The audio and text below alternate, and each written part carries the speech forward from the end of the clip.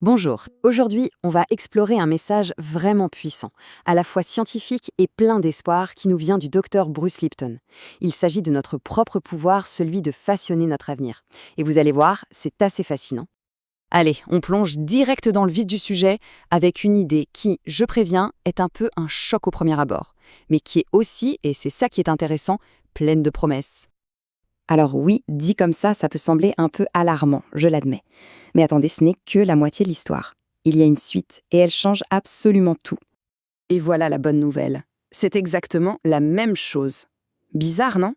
Comment est-ce que la fin de notre civilisation peut être à la fois une mauvaise et une bonne nouvelle? C'est ça la grande question. Eh bien, l'idée derrière tout ça, c'est que notre mode de vie actuel, notre civilisation, elle n'est tout simplement pas durable. On parle même de la sixième extinction de masse, causée par nos propres actions. Donc, la fin de cette civilisation-là, ce serait en fait l'occasion de repartir sur de nouvelles bases. Des bases qui, elles, nous permettraient de survivre. Et pour construire ce futur, il faut une nouvelle façon de penser. C'est Einstein qui le disait, on ne résout pas un problème avec la mentalité qu'il a créée. Le truc, c'est qu'il y a un obstacle majeur, un obstacle bien humain qui nous en empêche. Et cet obstacle, quel est-il? C'est la peur.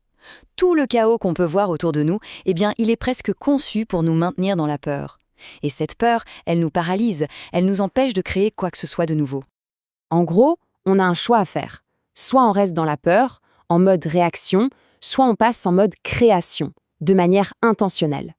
La peur, c'est ce qui nous fait perdre notre pouvoir. La création, c'est ce qui nous le redonne. D'ailleurs, il y a cette phrase culte dans Dune, « La peur tue l'esprit ». Et ce n'est pas juste de la science-fiction, c'est scientifiquement prouvé. Quand on est stressé, notre corps libère des hormones qui, littéralement, éteignent les parties de notre cerveau liées à la créativité. On passe en mode survie, en mode purement réactif. Roosevelt l'avait bien compris lui aussi. La seule chose à craindre, c'est la peur elle-même. Le message, il est là. Pour débloquer notre potentiel créateur, il faut d'abord sortir de la peur. L'heure n'est plus à la réaction, mais bien à la création. Ok, mais comment on fait pour sortir de la peur?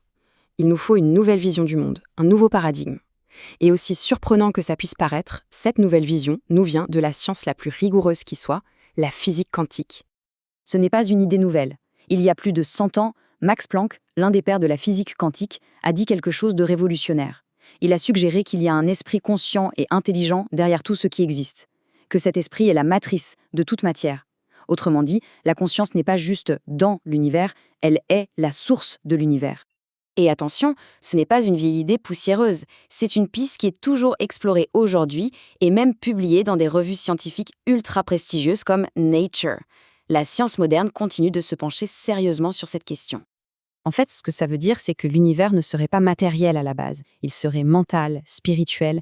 Le monde physique qu'on voit, qu'on touche, ne serait qu'une manifestation, une expression de cette conscience. C'est une idée centrale en physique quantique depuis ses débuts. Bon, c'est bien beau tout ça à l'échelle de l'univers, mais concrètement, pour nous, ça change quoi? Eh bien, on va voir comment ce principe se vérifie maintenant au niveau personnel, et notamment dans le domaine de la médecine. Écoutez bien ce que dit ce professeur de médecine de l'UCLA. C'est une affirmation assez puissante sur le rôle qu'on joue, chacun, dans notre propre vie. Toute cette recherche se base sur ce qu'on appelle l'expérience subjective. C'est un terme un peu technique, mais en fait c'est tout simple. C'est la façon dont on perçoit le monde. Ce sont nos lunettes personnelles, si on veut, teintées par nos émotions, nos opinions et nos croyances. Et là on arrive à la conclusion qui est juste incroyable. Ce que la science nous dit, c'est que nos croyances ont plus de pouvoir sur notre vie que la réalité objective elle-même. Pensez-y une seconde. C'est ici que la physique quantique rencontre la biologie. D'accord. Si nos croyances sont si puissantes, la question qui vient tout de suite, c'est comment on fait pour utiliser ce pouvoir? Comment on s'en sert pour créer un monde meilleur? C'est la prochaine étape. Alors la clé, et c'est crucial de comprendre ça, c'est d'ancrer cette idée non pas juste dans notre tête, mais dans notre subconscient. Pourquoi? Parce que notre vie est dirigée à 95% par ces programmes subconscients. C'est comme un pilote automatique. Le savoir consciemment, c'est bien, mais ça ne suffit pas. Il faut reprogrammer le pilote automatique. Et ce pouvoir, il n'est pas juste individuel. C'est là que ça devient vraiment intéressant. Imaginez la conscience de chaque personne comme une petite radio qui émet un signal.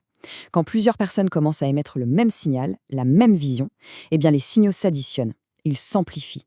Et plus on est nombreux à partager une vision, plus cette vision a de chances de devenir réalité. Au final, ce que ça signifie, c'est qu'on n'est pas juste des spectateurs passifs de notre vie et du monde. On est tous, en permanence, en train de participer à la création de la réalité. On est tous les co-créateurs du monde qu'on expérimente. Et tout ça, ça nous ramène à une question finale, une question vraiment essentielle. Si nos croyances créent bel et bien notre réalité, alors quel monde choisissons de créer à partir de maintenant ?